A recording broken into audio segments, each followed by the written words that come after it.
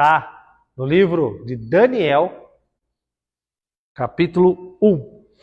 Daniel, capítulo 1, é a palavra de hoje. Aí se alguém se chama Daniel, ou alguém tem um parente, um filho, um amigo que se chama Daniel, com certeza.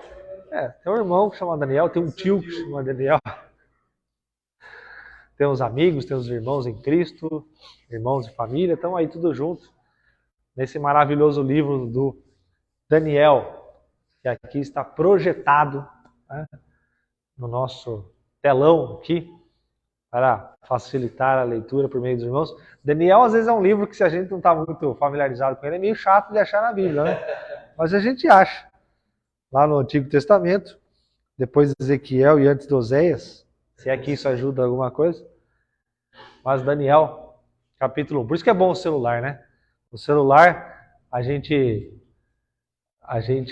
coloca aí o endereço e já aparece, né? Mas isso vai falhando a memória. Depois, se tiver que achar no físico ali, tem que trabalhar muito a mente para chegar lá. Amém? Bom, vamos ler alguns versículos aqui, porque no terceiro ano do reinado de Jeoaquim, rei de Judá, Nabucodonosor, o rei da Babilônia, que aqui representa a coisa ruim, o capeta, Satanás, o inimigo das nossas almas, seja o que for, é o nome que todo mundo fala, vai. Veio, ou foi, porque aqui é Daniel escrevendo, a Jerusalém e cercou Jerusalém. Então Nabucodonosor, que era o bonzão da boca, né, mas era do mal. Então, se alguém gosta aí do bem e do mal, aquelas histórias em quadrinho, aquelas coisas lá, eu não sou muito ligado nisso, mas bom, o Joaquim estava lá, na terra de Deus, e Nabucodonosor, o mal, o vilão, chegou e cercou a cidade. Amém? No próximo versículo. E o Senhor, olha só, e o Senhor Deus entregou para Nabucodonosor Jeoaquim. Então veja só, o capeta não conquista nada, certo? O que o capeta conquista? Nada. Ele só conquistou aqui porque Deus entregou. Então não foi ele que conquistou, Deus falou, tá bom, ó. Porque, na verdade, ali, nessa passagem e na nossa vida, muitas vezes, Satanás, entendam isso, tá? Ele é usado por Deus para disciplinar, para ali provar, para tantas outras coisas. Então, o Nabucodonosor, o bonzão, o vilão, o todo-poderoso da época, ele chegou e falou, vou sitiar lá, Judá, vou fazer um estraguinho lá. Sitiou. Aí, Deus entregou para ele. Então ali, vejam que nada escapa da vontade de Deus. Amém? Nem quando o mal vem, não é fora da vontade de Deus, é com a permissão de Deus. Pode não ser a vontade original, a vontade, a essência de Deus, mas teve a permissão de Deus. Então Deus entregou o rei de Judá nas mãos de Nabucodonosor e uma parte dos vasos da casa de Deus. E ele os levou para a terra de Sinar, para a casa do seu Deus. Veja aqui Deus com letra minúscula, um falso Deus. Um Deus que é de pedra, e por trás da pedra, do barro, da madeira, tem o capetão lá por trás. Amém? E os pôs na casa do tesouro do seu Deus. Então disse o rei a Aspenaz, o chefe dos eunucos, que trouxesse algum dos filhos de Israel, dentre a linhagem real dos nobres. Vejam, então ali Nabucodonosor, ele toma, com a permissão de Deus, com a entrega de Deus, a terra de Judá. Então Nabucodonosor envia um homem seu e fala assim, vai lá, entre aqueles homens lá, e traz uns exemplares para mim, da linhagem real e dos nobres. Veja que ele teve que ir lá na casa de Deus, né, na terra de Deus, buscar a linhagem real e nobre, porque lá na terra dele não tinha nada disso. Só tinha isso no povo de Deus. E ele quis ir lá buscar quem era bom, quem era bem tratado, o fino, o ensinado, o prometido. E lá foi, e jovens que não oferecem defeito algum, de bela aparência, sábios, inteligentes e com instrução. Esse sabia o que queria, esse era ambicioso, né? Ambicioso e guloso. Vai lá, busca da linhagem real dos nobres, que seja bonito, sem defeito, que tenha sabedoria, que tenha conhecimento, que tenha boa aparência. Ele queria tudo. E que tivessem capacidade para assistirem no palácio do rei. Olha lá, ele queria usar. Tragam-me os bons, mas eu vou pegar os bons para usar. É isso que muitas vezes Satanás quer fazer nas nossas vidas. Ele chega nas nossas vidas, ele chega no nosso ministério, né? Não estou dizendo o ministério Reinar com Cristo, mas no nosso ministério, no nosso talento, no nosso dom, e fala, eu vou usar isso aí para meu serviço. Porque a pessoa que prega, normalmente ela tem uma oratória, ela tem um dom, um talento nato de falar. De ter pelo menos, não é falar bem, mas é ter a coragem de falar em público, né? Porque muitas vezes, muitas pessoas que você colocar aqui, elas não vão falar. Então não é que fala bem, é que tem a coragem, perdeu a vergonha de chegar na frente de todo mundo e falar. E também no louvor, né? O louvor a pessoa nasce, ela estuda assim, mas ela nasce com o dom, com o talento ali dado por Deus. Mas o capeta, o que muitas vezes ele quer usar? Ele quer usar esse dom, esse talento dado por Deus, o mal. Ele quer usar a pessoa que sabe falar para enganar os outros. E ele quer usar as pessoas que sabem tocar para tocar música, para levar os outros para a perdição.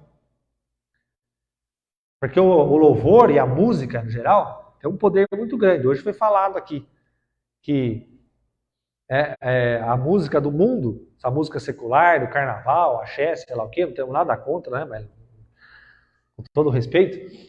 Mas essa música ela faz um estrago, né? Um estrago ali sexual, pervertido, seja lá o que for, ela destrói. Agora, pensemos no lado do louvor. Um louvor como os que são entoados aqui, como os que são tocados e cantados aqui, eles libertam, eles curam, eles levam a pessoa à salvação, elas purificam a alma da pessoa. A pessoa que chega carregada, transtornada, preocupada, ela sai só do louvor, ela já sai aliviada. Vejam só lá o avivamento que está acontecendo na Universidade dos Estados Unidos. Nós estávamos lá, estamos ao vivo, lá, se entrar no YouTube lá, tem um canal do YouTube que transmite ao vivo aqueles cultos, né, que estão lá, sei lá quantos dias, já uma semana lá. E ali, é 90% louvor. Às vezes entra lá um pastor, um irmão lá e prega a palavra, mas é louvor, louvor, louvor, louvor, e aí lá acontece de tudo. Então vejam isso, tudo isso dentro desse contexto. Nós precisamos prestar atenção nisso. Você que tem um dom, um talento, que todos têm, não são alguns. É que, por exemplo, eu cantar, eu não sei cantar nada. Tocar, então, muito menos. Mas eu sei mais ou menos falar. Então, esse é o meu dom, esse é o meu talento. Os irmãos louvores e os outros irmãos. Alguns irmãos são mestres, outros são profetas, outros estão ali para cuidar das crianças, outros estão para interceder, para orar, outros estão para ajudar o irmão, para aconselhar o irmão. Tudo isso é dom e talento, todo mundo tem, mas nós temos que usar conforme a vontade de Deus e para a honra e para a glória de Deus. Amém. E não para a perversão, não para a perdição, mas para a salvação, amém, para levar as pessoas à salvação. Porque uma palavra bem dita e bem colocada, ela cura mais do que um remédio. Uma palavra, um louvor entoado, tocado, ela liberta muitas vezes mais do que alguma oração ou alguma palavra. Então, estejamos atentos nisso. Você que tem um dom, você que tem um talento, você que tem uma promessa de Deus, não enterra esse talento, não engaveta esse talento, coloca para fora. Se Deus deu, é porque Ele não erra. Se Deus deu, Ele vai usar. Independente da idade, da instrução. Na presença de Deus não precisa ter instrução, precisa ter estudo. Precisa ter a entrega. E a entrega traz a unção. Amém. Então, a partir do momento que nós nos entregamos, eu aqui, eu estou dizendo de mim, porque eu estou aqui agora, tá? Mas eu agora aqui, e os irmãos que estão no louvor, e vocês que estão aí, nós nos entregamos, certo? Você que está aí sentado, você se entregou. Você veio até aqui. Você falou, não, pera lá, Deus tem uma palavra. Você entregou a Ele. Você não está, você lá na sua casa, ouvindo televisão, ou passeou. Não, você veio aqui. Então, se entregou a sua vida e o seu tempo, 1 hora, meia hora, mas você entregou para Deus. E agora Deus traz a unção. Amém. Então, a partir do momento que nós chegamos e falamos, Deus, aqui eu estou, nós estamos aqui para ouvir a voz de Deus. Deus está falando. Amém? Ele está falando comigo, está falando com vocês. E vai falar. Então, essa é a relação da entrega e da unção. Se você não entregar, Deus não unge. Se você não entregar, não derrama da unção. A palavra de Deus diz que é o óleo da unção, o azeite da unção, ele é derramado pela cabeça e escorre pela barba e vai pelo corpo. Ele é entregue onde? Quem que é o cabeça? Cristo. É por meio de Cristo. E como que nós estamos conectados a Cristo? Na igreja. Então, a partir do momento que nós estamos na igreja, é aqui que ele ordena a sua bênção. Então, a glória de Deus, a unção, o azeite, o óleo da unção, está sendo derramado por Deus. Mas nós só vamos tomar posse, nós vamos ser lavados, se nós estivermos conectados com Cristo. E então nós seremos lavados por esse óleo e pela unção. Os irmãos que gostam lá, o Pilat, que gosta de um bom azeite, aqui ó, o azeite aqui não tem melhor. Aqui é direto da fonte. Amém? É a unção que vem de Deus. Então essa é a palavra. Então, ali, Nabucodonosor, ele queria o bom deles. Ele queria o que fosse do bom, do melhor, e que falasse, né? Fosse letrado, e queria a pessoa que pudesse aprender a linguagem lá da terra do Nabucodonosor, da Babilônia. Ou seja, vamos ver o próximo versículo. E o rei determinou a porção diária das iguarias do rei, e do vinho que ele bebia, e que assim fossem alimentados por 3 anos, para que no fim desses pudessem estar diante do rei. Ele foi lá, pegou os melhores, queria instruir eles conforme a vontade dele, para depois de 3 anos servirem a ele. Ora, entre eles se achavam dos filhos de Judá, Daniel, Ananias, Misael e Azarias. Mas trocaram-lhe os nomes. Daniel, Beltesazar, Ananias, Sadraque, Misael, Mesaque e Azarias de Abidnego. Vejam que eles foram tirados da presença da sua terra prometida, levados para a Babilônia, e lá eles trocaram até os nomes. Porque Satanás, ele quer fazer isso conosco. Ele quer alterar a nossa identidade. Aquele que tem a promessa, aquele que tem a realização, aquele que tem o toque de Deus, vem aqui que eu troco até o nome. Para ninguém saber onde ele está, para ninguém saber quem ele é, e para ninguém saber de onde ele veio. Nós viemos de Cristo. Nós somos lavados e remidos pelo sangue de Jesus. Nós somos sacerdotes e sacerdotisas reais. Nós somos povo de propriedade exclusiva de Deus. Nós somos nação santa. E essa é a nossa identidade. E capeta nenhum vai alterar a nossa identidade com a nossa autorização. É por isso que nessa noite nós estamos aqui para fechar as brechas, para fechar as portas para o capeta e dizer: sai em nome de Jesus. Nós somos de Deus. Nós servimos a Deus. Eu e a minha casa serviremos a Deus. Nós fizemos uma escolha porque Deus nos escolheu.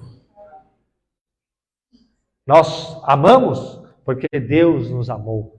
Nós amamos porque Deus nos ama. Nós estamos derramando na vida dos irmãos porque Deus tem derramado em nós.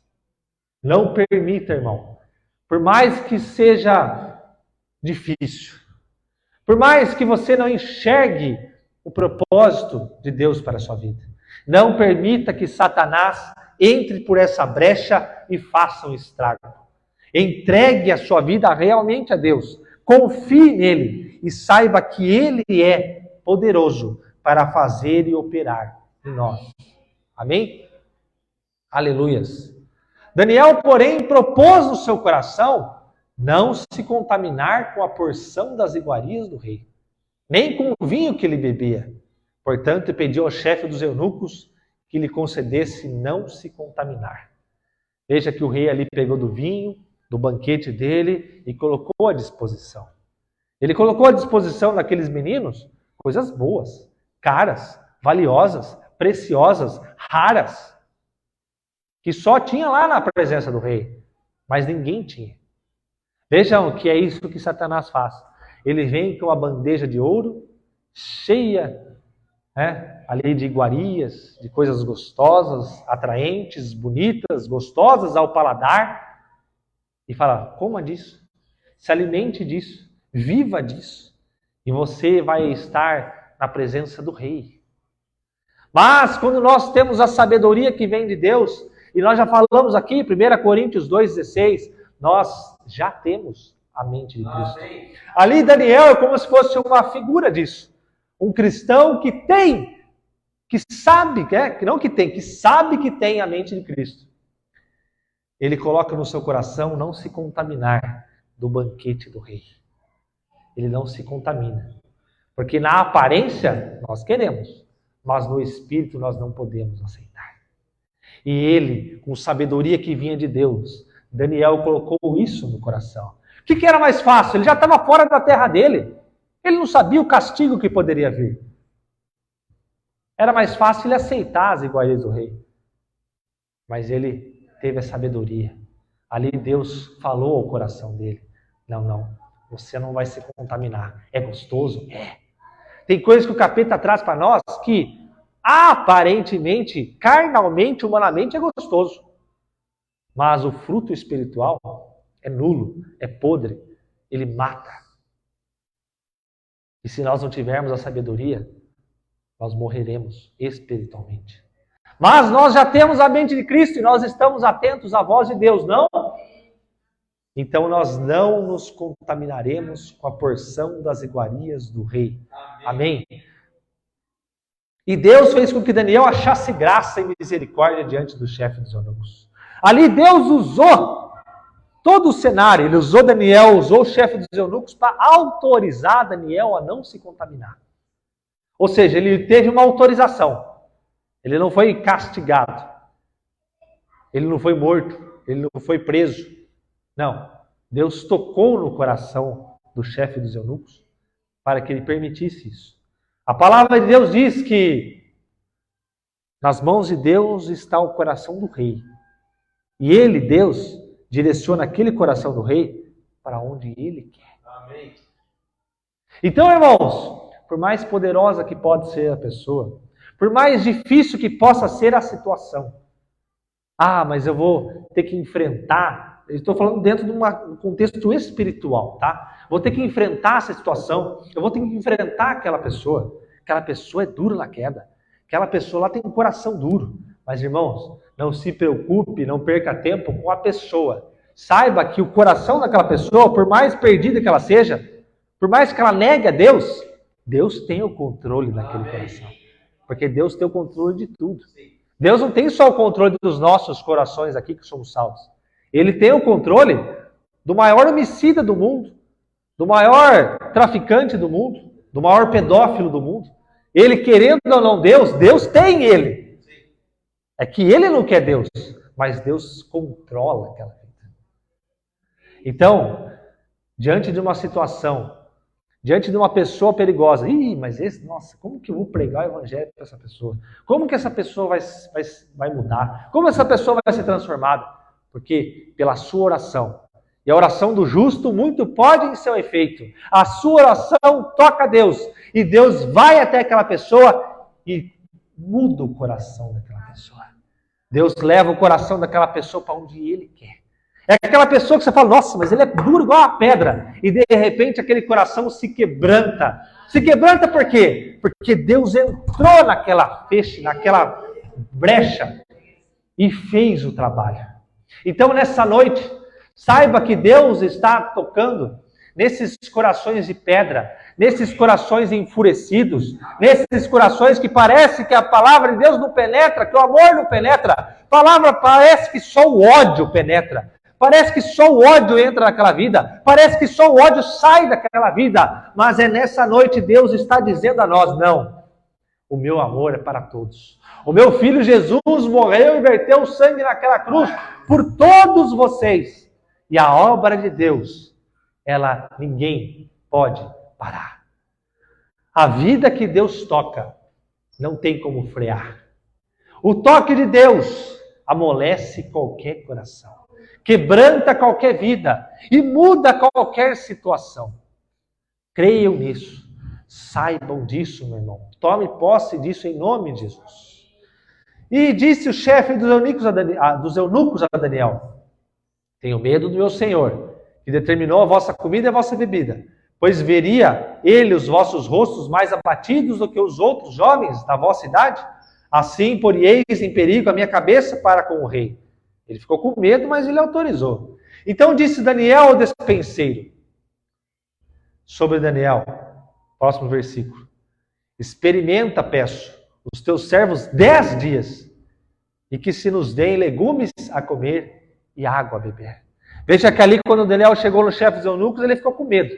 Mas Daniel propôs uma coisa para ele. Fez um trato com ele. Olha, não fala nada.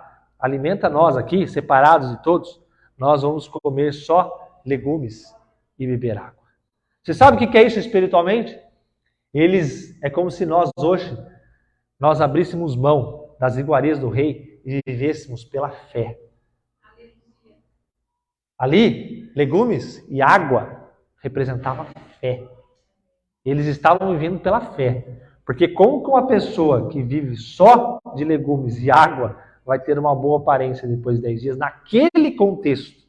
Nunca. Ele fez isso pela fé. Ele não fez isso pelo alimento. Não é o alimento que é poderoso, é a fé que é poderosa. Próximo. Então examine na sua presença o nosso semblante e os dos jovens que comem das iguarias reais. E conforme você vê, proceder para com os teus servos. Assim, ele lhes atendeu o pedido e os experimentou 10 dias. E ao fim dos 10 dias apareceram os seus semblantes melhores. E eles estavam mais gordos do que todos os jovens que comiam das iguarias do rei. Pelo que o despenseiro lhes tirou as iguarias e o vinho que deviam beber e lhes dava legumes. Ora, quanto a esses 4 jovens, Deus lhe deu o conhecimento e a inteligência em todas as letras, em toda a sabedoria. E Daniel era entendido em todas as visões e em todos os sonhos. Irmãos, vejam, quando nós estamos numa situação, quando nós estamos muitas vezes no terreno do inimigo, mas nós não caímos na cilada do inimigo. Quando vem a tentação, quando vem a provação, quando o capeta vem no nosso ouvido e fala, mas nós resistimos e não nos alimentamos do que ele nos entrega. Vejam o que Deus nos faz. Isso é viver pela fé. Amém. Quando nós vivemos pela fé, quando nós confiamos em Deus, nós abrimos as portas e as janelas dos nossos corações para Deus agir. Esse é o resultado. O capeta veio com o vinho e com o banquete, eles negaram. Não, eu não quero o pecado. Eu não quero a mentira. Eu não quero a idolatria. Eu não quero a religiosidade. Eu quero viver pela fé. O justo vive pela fé. Eu vou me alimentar da fé. E quando nós nos alimentamos da fé, e não da carne, não do gostoso da vida, não do gostoso da carne, não do pecado da carne, mas quando nós entramos pela fé, que os outros vão olhar e falar, ih, olha lá o burrão lá, olha lá o tontão, aí você não sabe aproveitar a vida. Você não vive a vida, o crentão? Você não vai fazer isso? Não bebe, não enche a cara, não festeja, não faz isso, não vou nem falar, não faz isso, faz aquilo, crentão burro. Vai. É o que os outros falavam de Daniel. Eles poderiam até não perceber a situação. Aí falaram, pera, olha que burro, o cara está aqui na presença do rei. O rei abriu os vinhos, né? Quem gosta de vinho, abriu o Petrus lá, o Pilo. Abriu o Petrus e derramava. Você quer o quê? Você quer bochechar? Quer escovar o dente com o Petrus, que é o vinho que custa hoje em dia 50, 100 mil reais? Bochecha, faz o que você quiser. Joga no chão. Você não vai fazer isso? Você vai ficar aí tomando água? E era água ruim, viu? Não era água boa, viu, não, Pilo? Não era, sem gás, não era São Pellegrino, não era Minalba, não era Ibirá, não era nada disso. A água que eles deram era ruim. E o legume que eles davam para os meninos lá, os legumes prestes a apodrecer.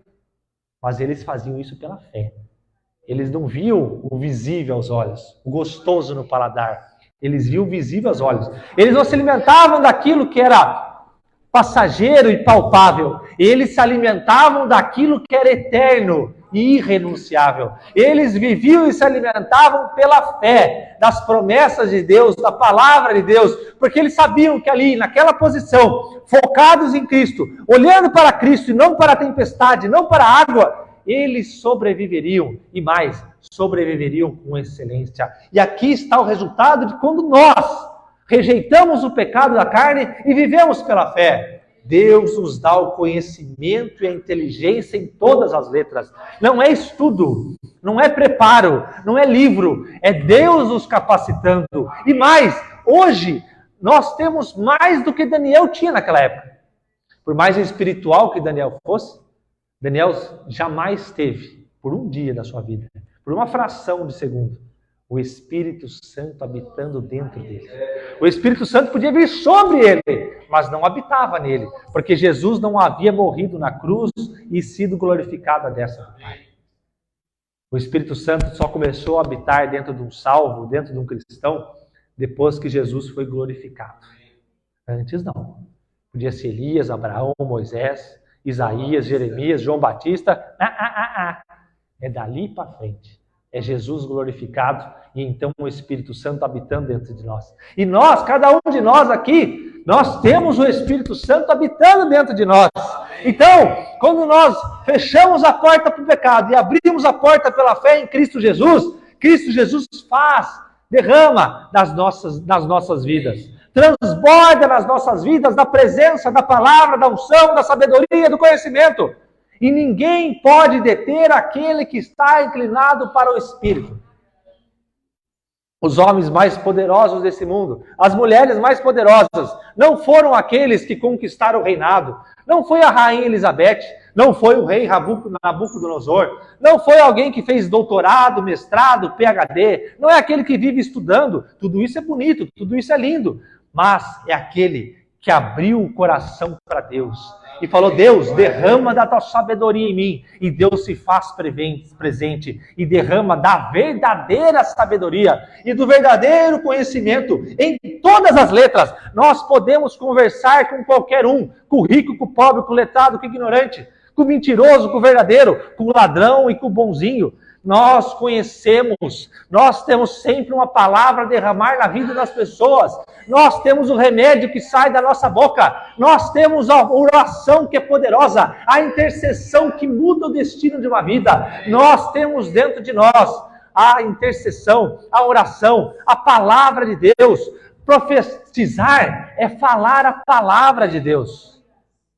Nós temos uma espada. Nós temos uma espada que é a palavra de Deus. E com essa espada nós entramos naquela fenda e mudamos a sorte. Nós transformamos tristeza em alegria. Nós transformamos pobreza em riqueza. Nós transformamos a angústia em felicidade. Jesus Cristo nos disse: aquele que está em mim, aqueles que vierem após mim, farão obras ainda maiores do que eu fiz. Por quê? Porque hoje nós temos o quê? O Espírito Santo habitando dentro de nós. E quando o Espírito Santo habita dentro de nós e nós damos vazão a Ele, nós realizamos obras maiores do que Cristo Jesus operou e fez. O menor do reino, que somos nós hoje, é maior do que qualquer profeta. E muitas vezes nós oramos: Deus, eu quero ser como Daniel. Deus, eu quero ser como Elias. Eu quero ver Elias e Eliseu. Eu quero ver o machado flutuar. Eu quero ver a sua obra, Senhor. Eu quero ver o mar se abrir. Mas nós somos mais do que isso. Hoje nós somos maiores do que qualquer profeta do Antigo Testamento, porque nós somos filhos da promessa, sacerdócio real, nação santo, povo de propriedade exclusiva de Deus, é o que está escrito na carta de Pedro. Conhecimento e inteligência em todas as letras, em toda a sabedoria. E Daniel era entendido em todas as visões, em todos os sonhos. Deus está derramando nas nossas vidas visões e sonhos proféticos. Aquelas pessoas que têm pesadelos, a pessoa tem pesadelo, ela acorda. Ela volta a dormir, ela volta no mesmo pesadelo. Ela sonha que está caindo no penhasco, ela acorda. Aí depois de meia hora ela volta a dormir. A hora que ela volta a dormir, ela volta naquele pesadelo e continua caindo no penhasco. Meu Deus! Não tem fim o negócio. É um sonho que alguém está correndo atrás de mim. Eu acordo, meu Deus. Aí ora, não sei o quê. A hora que volta a dormir, está lá o cara atrás dela ainda. No sonho, no pesadelo, meu Deus. Não. Nessa noite Deus está mudando. Ele está derramando nas nossas vidas de visões e sonhos. E não é visão catastrófica, não. É visões e sonhos proféticos. Proféticos. Visões e sonhos que vêm de Deus. É o derramar de Deus. É a glória de Deus. Você vai dormir essa noite. Você vai deitar e dormir. Como está escrito no Salmo.